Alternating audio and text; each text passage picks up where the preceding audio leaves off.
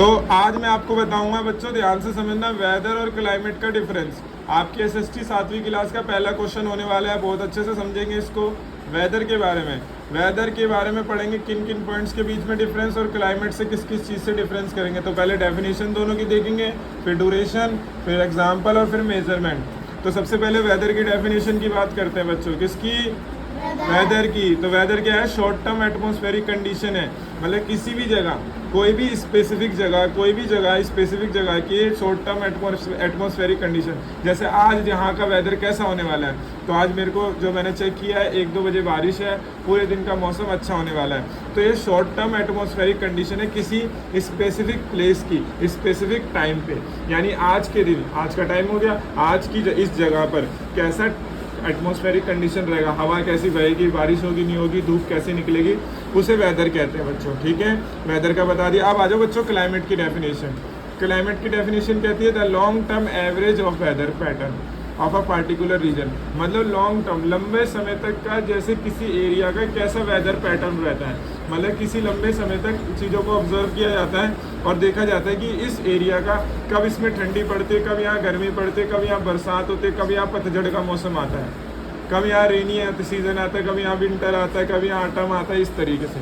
तो long term average of weather pattern, तो weather pattern का लॉन्ग टर्म एवरेज किसी भी रीजन का, किसी भी एरिया का, जो हमें ये बताता है कि उस एरिया में, उस रीजन में किस समय कौन सा वेदर रहेगा, है ना। तो ये लॉन्ग टर्म एवरेज है, यानी लॉन्ग टर्म वेदर का पैटर्न पहचाना गया है। और ये जो है ये शॉर्ट टर्म एटमॉस्फेरिक, आज कैसा है, कल कैसा रहेगा, वो वेदर। ड्यूरेशन क्या होता है? Change frequently. भाई वेदर है, तुरंत चेंज होता है। आपने देखा बारिश हुई, फिर धूप निकल गई, धूप हुई, फिर बारिश हो गई, हवा चलने लगी। तो ये चेंज होता है frequently, can vary from hour to hour, day to day, दिन ब दिन चेंज भी हो सकता है। जैसे आज 1-2 बजे बारिश दिखा रहा है, कल ना दिखाए, कल धूप निकल जाए, ऐसा होता है। तो ड्यूरेशन क्या है? वेदर की चेंज होता रहता है, घंटे टू घंटे, hour to hour, day to day. अच्छा, वेदर का क्या है? रिमेन्स रिलेटिवली स्टेबल रहता है। अब गर्मी के मौसम में तो बच्चों गर्मी पड़ती है ना, ठंडी के मौसम में ठंडी पड़ती है।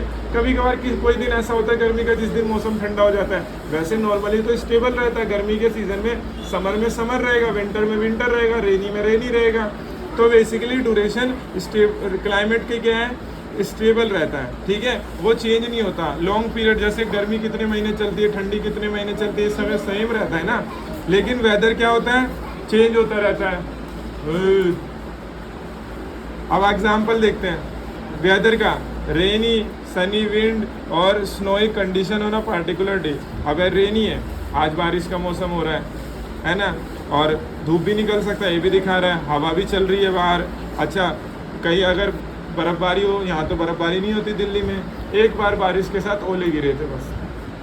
तो वेदर शॉर्ट टर्म कंडीशन के लिए होता है बच्चों, शॉर्ट टर्म टाइम के लिए होता है। और एग्जांपल बता दिए, बारिश का मौसम हो रहा है, धूप निकल गई, हवा बह रही है, ये सब। लेकिन वेदर का एग्जांपल क्या है? The average temperature. Average temperature कैसा है? जैसे गर्मी में एवरेज टेम्परेचर बच्चों 40 डिग्री रहता है ना, 40-42 डिग्री, है ना, और हमें फील होता है 45-47 डिग्री। यही बात है बच्चों। तो वो एवरेज टेम्परेचर है रीजन का, बीइंग हॉट और ह्यूमिड इन समर और कोल्ड। और कोल्ड में मेरे हिसाब से एवरेज टेम्परेचर 12 से 15 डिग्री या 10 डिग्री के आसपास रहता है। तो पूरे विंटर में ऐसे ही रहता है, समर में 40 डिग्री के आसपास रहता है। अभी हम समर में चल रहे हैं। तो एवरेज टेम्परेचर क्या है? लेकिन यहाँ पे तो जो है बच्चों, यहाँ पे तो चेंज होता रहता है। दिन में किसी टाइम ज़्यादा ठंडी लगती है, जैसे दिन में गर्मी ज़्यादा लगती है, रात को ठंडी का मौसम हो जाता है, रात को ठंडा मौसम हो जाता है। तो वेदर चेंज होता है, लेकिन जो क्लाइमेट है वो सेम रहता है। ठीक है। अच्छा, मेजरमेंट कैसे करेंगे वेदर का? यूजिंग टूल्स, जैसे थर्मामीटर से चेक कर सकते हैं, बैरोमीटर से चेक कर सकते हैं, और कौन सा मीटर है? एनेमोमीटर से, फॉर इमीडिएट कंडीशन। ठीक है, इन सब मीटर से हम चेक कर सकते हैं वेदर की। भाई टेम्परेचर चेक कर लो आप, हवा की स्पीड चेक कर लो, ह्यूमिडिटी चेक कर लो, ये सब आप चेक कर सकते हो इन सब चीज़ों से वेदर के बारे में। अच्छा, क्लाइमेट में क्या क्या है? Determine through long term data collection.